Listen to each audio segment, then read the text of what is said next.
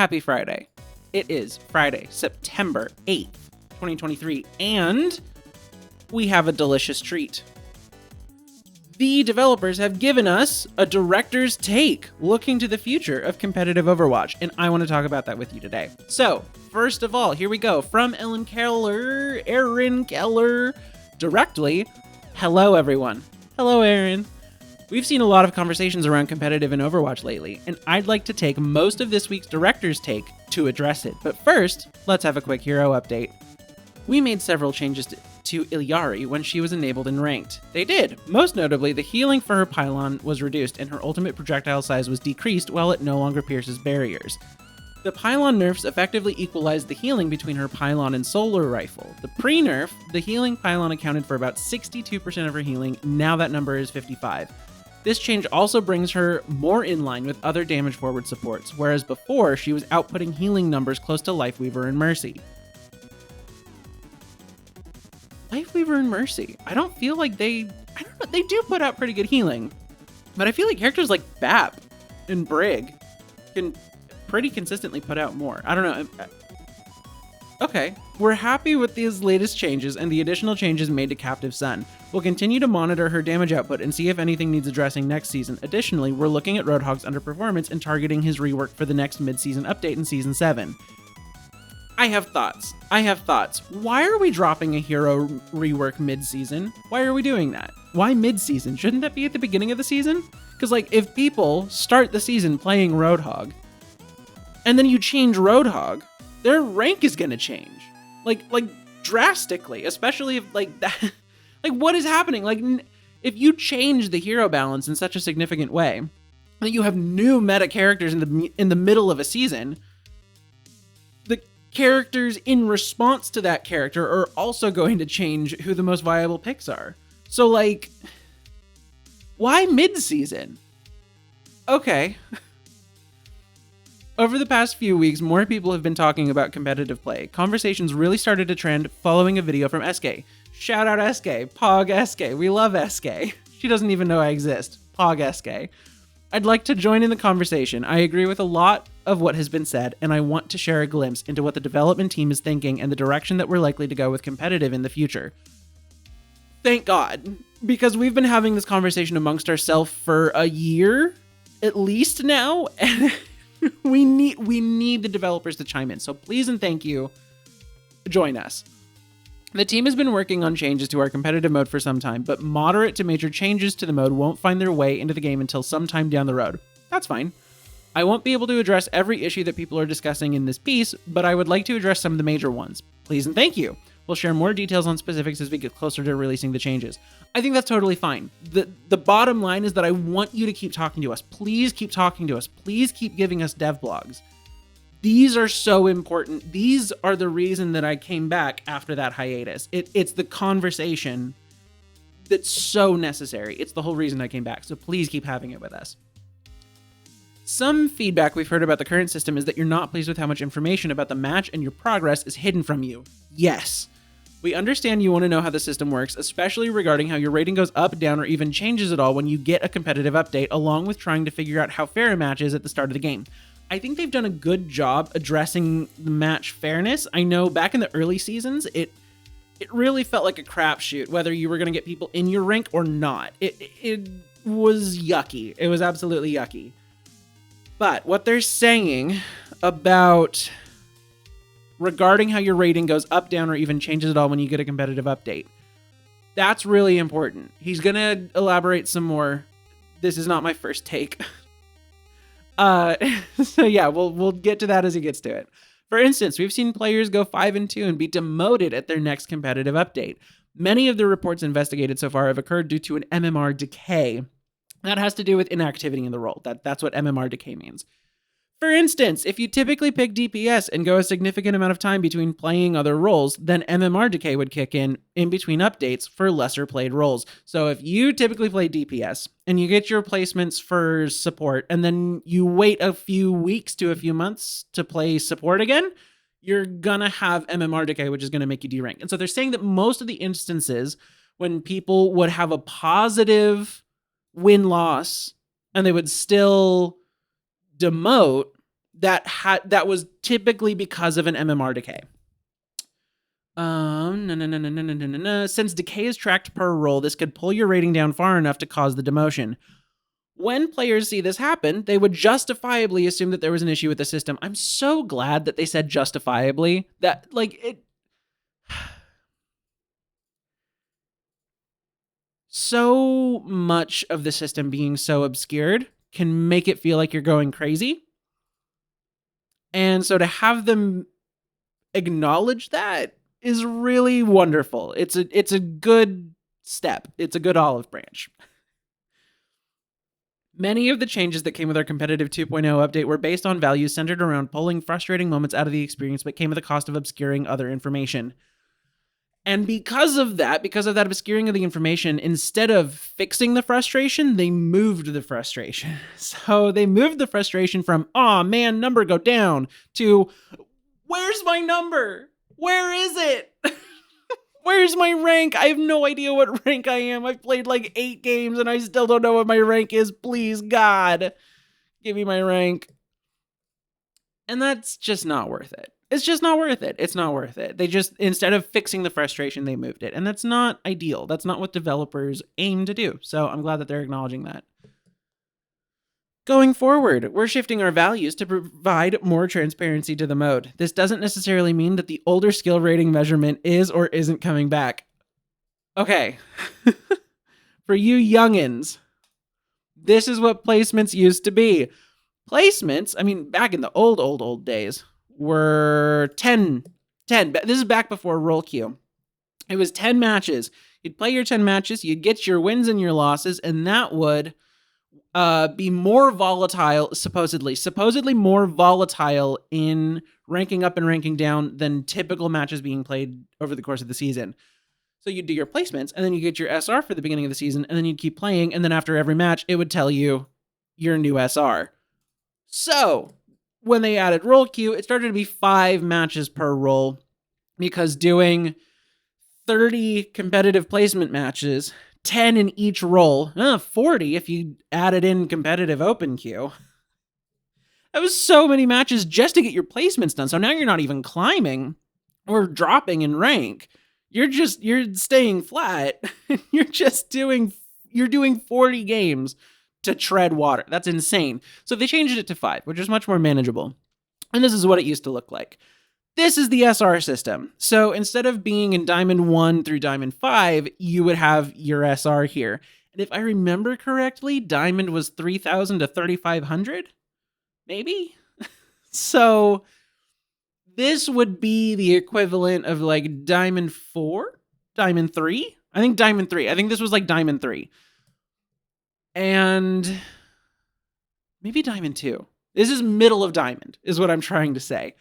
But it used to be a number. It used to be SR. So I had a spreadsheet. Ooh, let me see if I can actually pull it up. Let me see if I can pull up my spreadsheet. Okay, so this was so long ago. This was my Excel sheet. Oh, for season 35. Yo, let's go. So back in season 35. And I think even before, season 34. So season 34 and season 35. I had big climbs. I was trying to take the game like a lot more seriously. So I was keeping track of the map, the mode, the starting side, the ending score, the role I played, the heroes I played, the outcome, and the SR. I was keeping track of that stuff when I played my games because I'm a big nerd.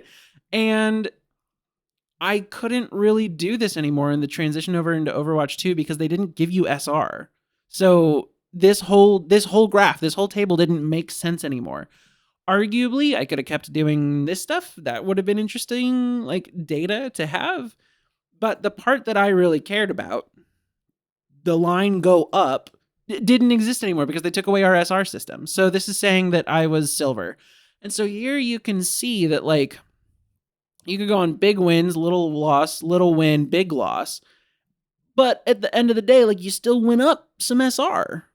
I went from 1854 to 1885. Like, that's still a climb. It's rough, but it's still a climb. And so that was really friggin' cool. Anyway, back to this guy. So I used to take really nerdy stats like that when I was playing my game, and I was able to do it because of the SR system. So back to the director's take. They're not saying that system is coming back, but they're also not saying it isn't. And I think that I'm glad that they're not hard committing to anything. But I, for one, would love if the SR system came back. I liked that system so much more. I'm not saying that there isn't something better that exists. I'm just saying that I liked that one a lot more, and they already did that work. So copy your homework from last time. Just do it. We loved it. Anyway. Oh yeah, the big complaint of the SR system was mostly from top 500 people. And the problem is that if you had an SR above 3,900, so I think if you were in Grandmaster and above, when you would do your placements, you would always get 3,900, no matter what. Lose all your placements, win all your placements, even spread, you would always get 3,900 if your SR was above 4,000 when you did your placements. And that was because they put a soft cap on it for some reason, and they complained about it. And no one really cared until that exact problem came to the rest of the game. And now we have that problem where it's an obscured number. We don't know what the number is. We don't know what our rank actually is. It's this weird arbitrary rank down at the beginning of the season. Luckily, they took that away. But still, it's that obscuring of information. And the worst part was that this was happening at top 500, the most competitive people that need the clearest communication between the player and the system, because they're playing at the highest competitive levels. So that was weird. And that was really the biggest complaint that I ever heard about the SR system. So bring it back. I think we'd all love it. Anyway, as we continue to iterate on possibilities, we very much appreciate your continued feedback, and I will continue to give it. We want you to have a better understanding of what your true rank is and why wins and losses cause it to move up or down based on the general skill levels of all the players in the match. This is talking about when you start a match, it will say what the rank of the lobby is. I've been having a lot of matches today where it said the rank of the lobby was Plat 5, Diamond 1, Plat 5, Plat 4, Diamond 1, Plat 5. And what that means is that the median rank of the lobby is, let's say, Plat 5. So if you are under that median rank, if you lose the match, you will lose less SR than if you win that match. If you win that match, you will get more SR than you would have lost if you lost that match. Flip that to if you're above that median rank. If you're above that median rank, the matchmaker is expecting you to win that game. So if you win it, you'll get a little bit of SR. And if you lose it, you'll lose a lot of SR. Which makes sense to me. But it's all really unclear because you have what your rank is from your last rank update. But behind the curtain, they have your current rank. So if for instance, for me, my tank, I think, is Plat 4. And so with it saying Plat 4, if the lobby rank is Plat 5, I believe, Plat 1, if it says that it's Plat 1 and I'm Plat 4, then I'm below that median rank, which means that if I win, I should get big numbers. But if I'm actually about to do like a huge rank boost and I'm actually Plat 1, then I'm not going to get a lot of SR for that match. But I don't know that because I don't actually know what rank it has behind the scenes. I don't know what rank it has for me behind the curtain. So I have no idea if I'm going to get rewarded or punished for winning because I don't know where I land in that bell curve. And that is frustrating. It's obscured information and it's not conducive to that communication between the rank system and the player. Anyway, we want you to have a better understanding of what your true rank is and why wins and losses cause it to move up or down based on the general skill level of all the players in the match. Please and thank you. Additionally, we understand the way we track progress can cause losses to feel more frustrating. Yes, currently the system will provide a rank update after every 5 wins or 15 losses. So you can hypothetically go 4 wins, 14 losses, that's 18 games, and on your 19th game, finally get a rank update. That's so many games. That is hours of games. That is multiple days of playing competitive games and never getting a rank update. I doubt that happens all the time, but on paper, that's crazy. After each win, progress is shown on a screen during the end of round flow, but losses are not. That's kind of true. It has a little icon. It has a little card, a little ticker for each win that you get when you get a win, and when you get a loss, I don't think it shows anything. But when you get that win, it will say your current win-loss streak for that rank update. So I had at one point today, I think it said that I had 3 wins, 2 losses, right? And so I keep track of that on my stream when I'm playing, but when I'm not streaming, I'm not keeping track of that. So absolutely, it doesn't tell you what your losses are. When the game doesn't acknowledge the loss, it can feel as though the whole match was a waste of time. Yes! We're making changes so that the system will contribute your progress toward a rank update after every match, whether you win or lose, so that no match feels like a complete waste of time. That's the SR system. That's the SR system, which I'm super here for. Give me the SR system again. I love it. I'm super here for it. We're also talking about the top 500 leaderboard and some of the unique issues for that experience. Yes. If you are in the top 500, you are among the most competitive players in the community, and we think that there are additional needs and issues than the rest of the community. This is super true. One example of a unique problem is the difficulty of climbing the top 500 leaderboard later in the season versus playing early in the season when it's easier to place higher. SK talks about this. She outlines it super well. I'm going to try my best to copy her homework and say it too.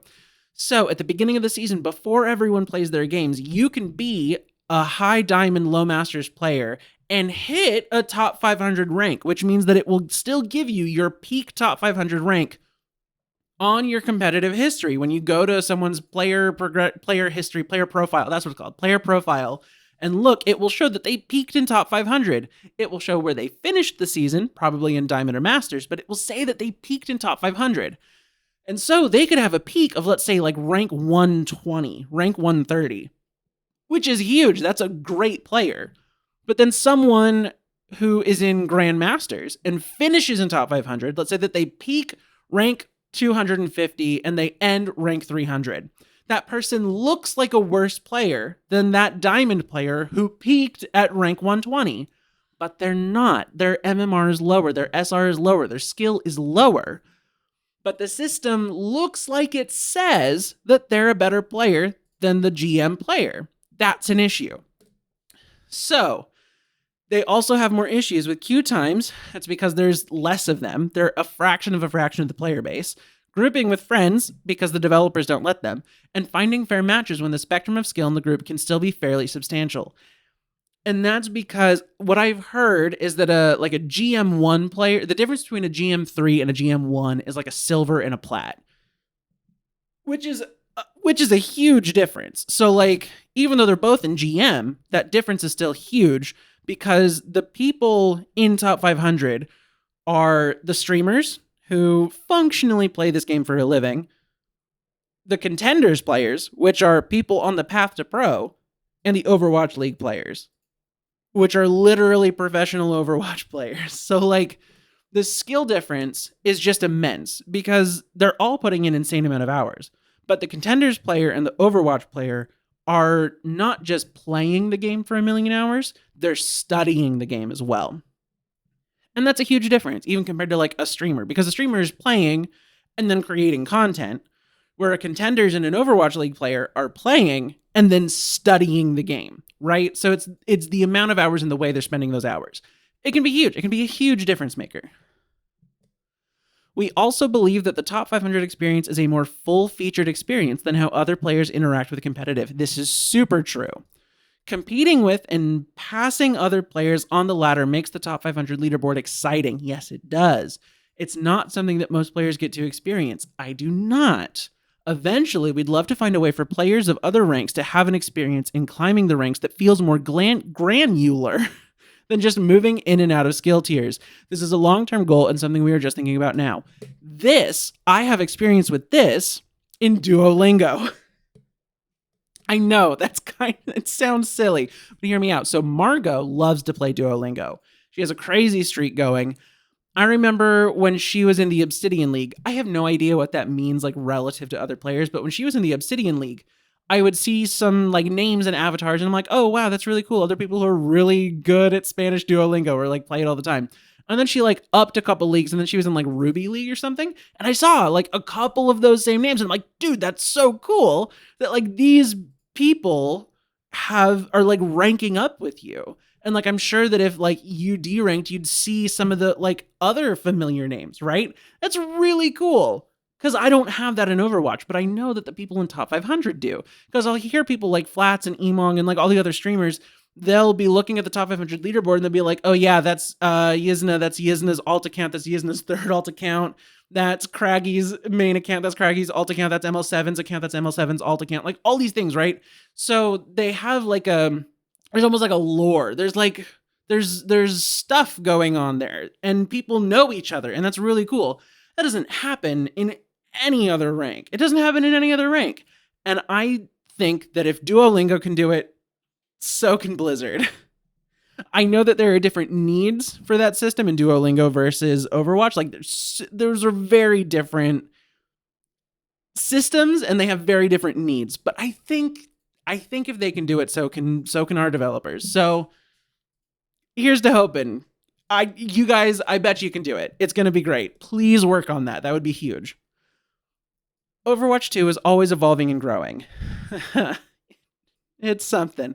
We'd like for it to be doing that in a way that's exciting for players and in a direction that they would like. I have not been one of those players, but I'd like to be. One of the best ways to accomplish this is to have a healthy dialogue between players and developers. Yes, some of these competitive changes will be made in the short term, like how we treat MMR decay, but other issues will be handled with broader changes coming early next year. It's only September. So those are going to be a while away. Ultimately, we are aiming to make the system more transparent. Good. Add more frequent reporting. That's part of transparency. Open up some of our restrictions for grouping at high skill tiers. Hey man, if it makes the streamers happy, it makes the community happy. Because they're the loudest voices in the group. Like, they're the ones with the microphones. They're the ones with the cameras. So like, yeah, do that. Squeaky wheels get grease. Absolutely. And look to introduce new competitive rewards. Okay, cool. Let's keep the conversation going. And let's keep the conversation going. That's why I started this YouTube channel. It was kind of embarrassing to start it and then like 2 months later be like, oh yeah, I'm actually not going to play Overwatch anymore because the developers screwed up and PvE sucks. These dev posts, these pieces of communication between the development team and the community are what brought me back. Unironically, it's that conversation that gives me faith in the ability for this game to be as good as it can be, right? And that's the exciting thing for me, because there is no other game like Overwatch, and I care about this game a lot. And so, in my time doing this, in my time with this dinky little YouTube channel with like 21 subscribers, this is not easy. It's simple. It's not rocket science. It's not brain surgery, but it's not easy. Having a camera that doesn't make everything look horrible, having yourself not look horrible, having a microphone so that you don't sound horrible, so that hopefully people will watch your videos because they're not so totally unappealing that they would just click on the next one. And then also having opinions and takes that aren't embarrassing and ones that you think you can stand by. It's harder work than I anticipated. So like, good job, content creators. You're doing a difficult thing. And I lost my train of thought. I started these conversations with my friends and in YouTube comment sections. And eventually I got to the point where I said, screw it. Like, if all it takes is having a webcam and a microphone to be able to put stuff on the internet, then screw it. I've got a webcam and a microphone. Let's do it. And so, like, I would like to be part of the conversation. And if you're not here yet, if you're not ready to turn on a webcam and turn on a microphone and start making videos, because it sounds like a lot, and it is, hop in my comment section. Hop in other content creators' comment section. Like, contribute to the conversation, because you totally can. Having it with your friends in your Discord server, is cool in that you're engaging with the game outside of the game and that you're refining your own thoughts and your own feelings and your own ideas. But that's not engaging in the conversation. Engaging in the conversation is having it publicly. So my comment section does technically count. It's very small. Very few people will see it. But maybe that's a good jumping off point for you. I don't know. I've a little bit lost where I wanted to go with this. This is not my first time recording this. Hopefully it's the last.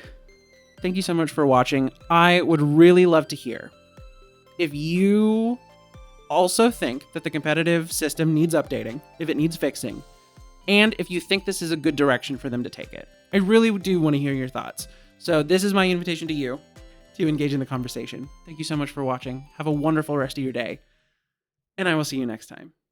Goodbye.